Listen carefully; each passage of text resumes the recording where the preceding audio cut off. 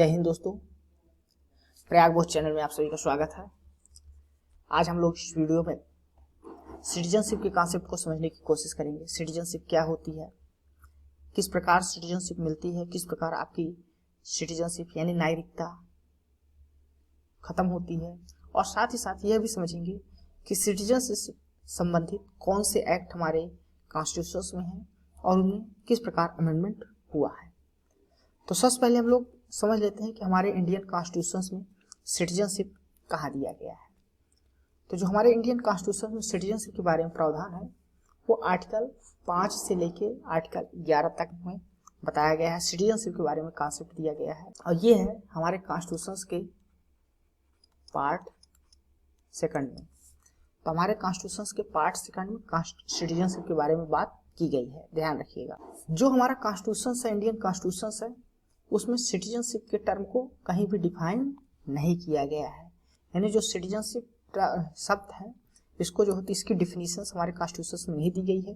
केवल इस बारे में बताया गया है कि कोई व्यक्ति किस तरह इंडिया का सिटीजन जो है तो एक्वायर कर सकता है, किस प्रकार वो सिटीजनशिप अपनी त्याग सकता है। इन दोनों के बारे में बात की गई है, जबकि उसके सिटीजनशिप के जो डिफिनीशन है उसके बारे में नहीं बात की गई है। हमारे कॉन्स्टिट्यूशन का आर्टिकल 11 है, कॉन्स्टिट्यूशन का आर्टिकल 11 वो पार्लियामेंट को पावर देता है, इंटाइटल करता है, कोई भी हमारे सिटीजनशिप से संबंधित जो प्रावधान है वो बना सकता है और साथ ही साथ उनमें समय समय पर अमेंडमेंट भी कर सकता है। और इसके लिए पार्लियामेंट ने एक एक्ट लाया था जिसको हम लोग कहते हैं सिटीजनशिप एक्ट 1955, और उसी के तहत जो हमारे अभी वर्तमान में प्रावधान है किस प्रकार कोई व्यक्ति सिटीजनशिप लेता है और कोई व्यक्ति उसकी सिटीजनशिप समाप्त होती है, उसके बारे में जो प्रावधान है वो इसी एक्ट से जनरेट होते हैं। सबसे पहले हम लोग आर्टिकल 5 को पढ़ लेते हैं। आर्टिकल 5 क्या कहता है? आर्टिकल 5 बात करता है सिटीजनशिप की कमेंसमेंट्स ऑफ द कॉन्स्टिट्यूशन, यानी जिस वक्त हमारा कॉन्स्टिट्यूशन लागू हो रहा था उस वक्त कौन व्यक्ति इंडिया का सिटीजन होगा, कौन व्यक्ति नहीं होगा, इसके बारे में बात करता है। तो यह कहता है कोई भी व्यक्ति जो इंडिया की टेरिटरी में रह रहा है यदि और साथ ही साथ वह यदि इंडिया की टेरिटरी में बार्न किया हो तो इंडिया का सिटीजन हो सकता है, या तो उनके कोई भी पेरेंट्स जो टेरिटरी ऑफ इंडिया है उसमें बार्न होना चाहिए, माता या पिता में से कोई भी। और साथ साथ तीसरा जो बात करता है वह जो है तो ऑर्डिनरी सिटीजनशिप होना चाहिए और कम से कम वह जो इंडिया का कॉन्स्टिट्यूशन जो कमेंसमेंट हो रहा है उससे 5 साल से इंडिया में रह रहा हो, तो ऐसा व्यक्ति shall be a citizen of India, ऐसा व्यक्ति इंडिया का सिटीजन माना जाएगा। ये आर्टिकल 5 में कहा गया है। आर्टिकल 5 उन लोगों के बारे में है जो पाकिस्तान की टेरिटरी से इंडिया की टेरिटरी में आए हुए हैं, तो ऐसे पीपल्स के बारे में बात करता है कि वो इंडिया की सिटीजनशिप कैसे मिलेगी। तो उनके लिए पहला कंडीशंस जो है कि वो गवर्नमेंट ऑफ इंडिया एक्ट 1935 में जिस भारत को डिफाइन किया गया था उस भारत में उनके पेरेंट्स या ग्रैंड पेरेंट्स, माता पिता या दादा दादी में से कोई भी पर्सन जो है तो इंडिया का होना चाहिए। और साथ ही साथ वह जो डेट दी गई है 19 जुलाई 1948 उससे पहले वह इंडिया में माइग्रेट कर गया होना चाहिए, तो जो है तो इंडिया की सिटीजनशिप मानी जाएगी। ऐसा पर्सन जो 19 जुलाई 1948 के बाद माइग्रेट करता है इंडिया में तो उसे जो है तो अपने आप को एक सिटीजन्स के रूप में इनरोल्ड करना चाहिए government appointed office of dominion. तो कोई भी गवर्नमेंट जो अपॉइंटेड ऑफिसर्स है कमेंसमेंट के लिए सिटीजनशिप के लिए वहां पर उसको अपने एज ए सिटीजनशिप इनरोल किया होगा, तो वह भी इंडिया के जब कॉन्स्टिट्यूशन हमारा संविधान लागू होगा उस वक्त इंडिया का सिटीजनशिप उसको दी जाएगी, वह इंडिया का सिटीजन माना जाएगा। तो आर्टिकल जो 6 है उसमें जो बताया गया है वो क्या है, कोई भी व्यक्ति जो गवर्नमेंट ऑफ इंडिया एक्ट 1935 है उसके अनुसार जो इंडिया की डिफिनीशन से जो इंडिया था 1935 के अनुसार उस इंडिया में उसके कोई माता या पिता में या दादा या दादी में से कोई भी यहाँ जन्म लिए हों, साथ ही साथ उस वह जो डेट है 19 जुलाई 1948 उससे पहले माइग्रेट कर गया हो इंडिया में, तो ऑर्डिनरी सिटीजनशिप इंडिया का माना जाएगा। ये तो उसके बाद वह माइग्रेट करके आता है तो आपको उसको सिटीजनशिप के रूप में गवर्नमेंट ऑफिस के पास अपने आप को इनरोल करना होगा, तब वो जो है तो इंडिया का सिटीजन माना जाएगा। आर्टिकल 7 जो है तो ऐसे व्यक्ति के सिटीजनशिप के राइट्स की बात करता है जो पाकिस्तान को माइग्रेट कर गए थे, तो वह आर्टिकल 5 और 6 के अंतर्गत इंडिया के सिटीजन्स नहीं हैं। और यदि वह व्यक्ति पुनः पाकिस्तान में से इंडिया में आना चाहता है और सेटल होना चाहता है अगेन, तो ऐसे व्यक्ति को भी इंडिया का सिटीजन माना जाएगा। ये आर्टिकल 7 कहता है। आर्टिकल 8 कहता है ऐसा व्यक्ति जो कोई भी इंडिविजुअल हो या उसके माता पिता हो या ग्रैंड माता पेरेंट्स जो है, तो उनमें से कोई भी यदि इंडिया की टेरिटरी में बार्न हुआ हो, जो गवर्नमेंट ऑफ इंडिया एक्ट 1935 के अनुसार इंडिया है, जो डिफिनेशंस के अनुसार, और वह किसी अन्य कंट्री में अदर कंट्री में है, लेकिन वहाँ पर वहाँ के लोगों के द्वारा, उस कंट्री के द्वारा उसको इंडिया का सिटीजनशिप के रूप में रजिस्टर्ड किया गया है, register as a Indian citizenship by the diplomatic officers of India उस कंट्री में, तो वह उस व्यक्ति यदि वह भारत में आता है अपना एक एप्लीकेशन के थ्रू, वह इंडिया का सिटीजन बन सकता है। तो आर्टिकल 8 ऐसे व्यक्तियों के बारे में बात कर रहा है जो इंडिया से बाहर किसी अन्य कंट्री में रह रहे हैं और वह जो गवर्नमेंट ऑफ इंडिया एक्ट है 1935 उसमें पैदा हुआ हो, या उसके माता पिता या दादा दादी में से कोई भी व्यक्ति इंडिया में पैदा हुआ हो और वह उस कंट्री में एज ए इंडियन सिटीजन के रूप में रह रहा हो, तो वह इंडिया की सिटीजनशिप ले सकता है। आर्टिकल 9 क्या बात करता है? आर्टिकल 9 बात करता है person voluntary acquire citizenship of a foreign state not be a citizen.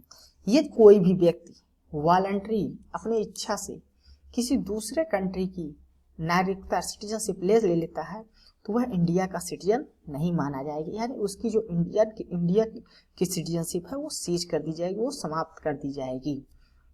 यही कहते हैं इंडिया में एक सिंगल सिटीजनशिप का कॉन्सेप्ट है, यानी एक इंडिया में कोई भी व्यक्ति, ये तो भारत का नागरिक होगा या भारत का नागरिक नहीं होगा, सिंगल सिटीजनशिप के बारे में कॉन्सेप्ट है इंडिया में।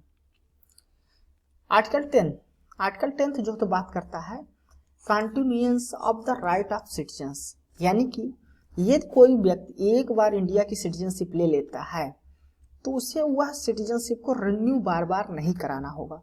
एक बार वह सिटीजन हो गया इंडिया का तो हमेशा के लिए वह इंडिया का सिटीजनशिप, उसके पास इंडिया की नागरिकता रहेगी, बशर्ते कि वह अपनी इच्छा से नहीं त्यागता या कोई ऐसा काम नहीं करता जिसके द्वारा उसकी सिटीजनशिप समाप्त हो, यानी उसको अपने सिटीजनशिप को रिन्यू नहीं कराना पड़ेगा बार बार। अब आर्टिकल जो 11 है वह क्या बात करता है? आर्टिकल 11 बात करता है पार्लियामेंट को पावर देता है कि रेगुलेट करे right of the citizenship by law, यानी पार्लियामेंट कि अपने कानून के द्वारा, लॉ के द्वारा कोई भी लॉ बना के, एक्ट बना के जो सिटीजनशिप संबंधी प्रावधान है उसको रेगुलेट कर सकता है। ये पावर देता है कॉन्स्टिट्यूशन पार्लियामेंट को, और इसी पावर का यूज करते हुए पार्लियामेंट ने सिटीजनशिप एक्ट 1955 को जो है तो बनाया था।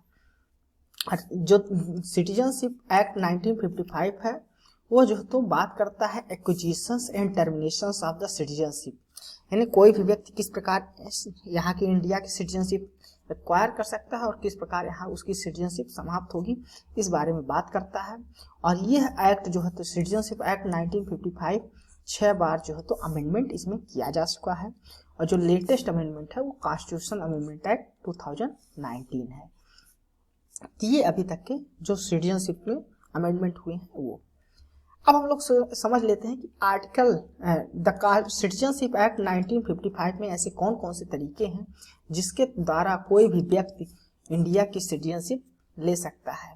5 तरीके बताए गए हैं, तो 5 तरीके कौन कौन से हैं उसको हम लोग एक बार, उनमें से पहला है कि द सिटीजनशिप बाय बर्थ, कोई भी व्यक्ति जन्म के आधार पर यदि वह इंडिविजुअल्स इंडिया की टेरिटरी में जन्म लेता है या उसके माता या पिता में से कोई भी व्यक्ति इंडिया की टेरिटरी में जन्म लेता है या सिटीजन है, तो वह व्यक्ति इंडिया का माना जाएगा। यानी सिटीजनशिप बाय बर्थ जो तो कोई भी जन्म के आधार पर भारत की नागरिकता ले सकता है।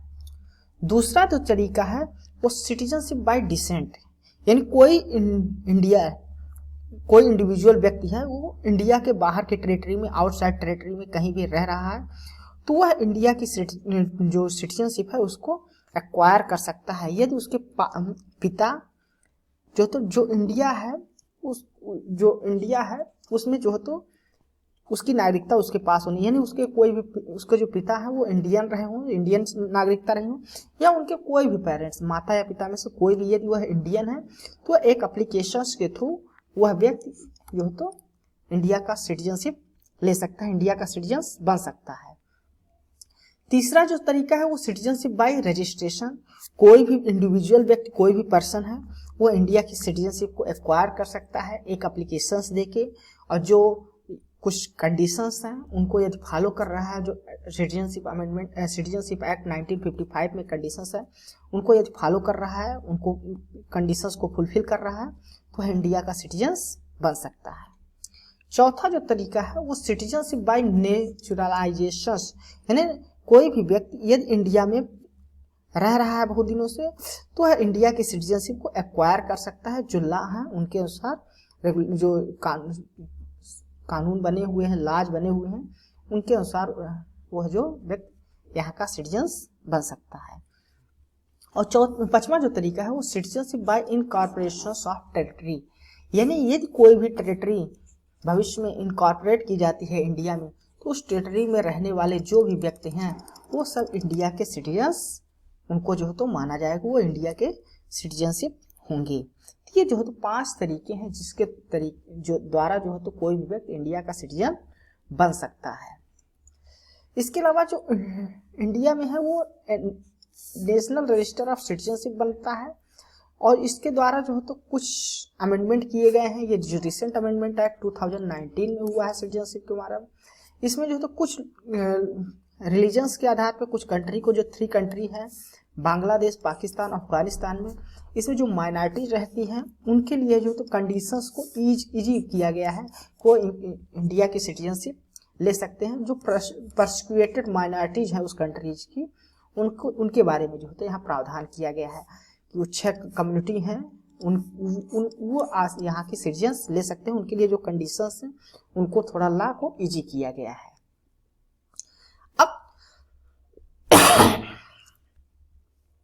सिटीजनशिप अमेंडमेंट एक्ट 1955 जो है तो बात करता है 3 तरीके से किसी भी व्यक्ति के सिटीजनशिप के लॉस के बारे में। 3 तरीके से कोई भी व्यक्ति इंडिया की सिटीजनशिप लूज कर सकता है। वो 3 तरीके कौन कौन से हैं? पहला है रिनंसिएशंस।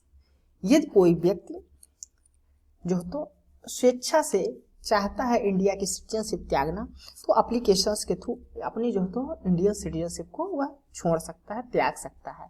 तो इसको कहते हैं रिनंसिएशन, यानी अपनी स्वेच्छा से वॉलंटरी वो इंडिया की सिटीजनशिप को त्याग देता है।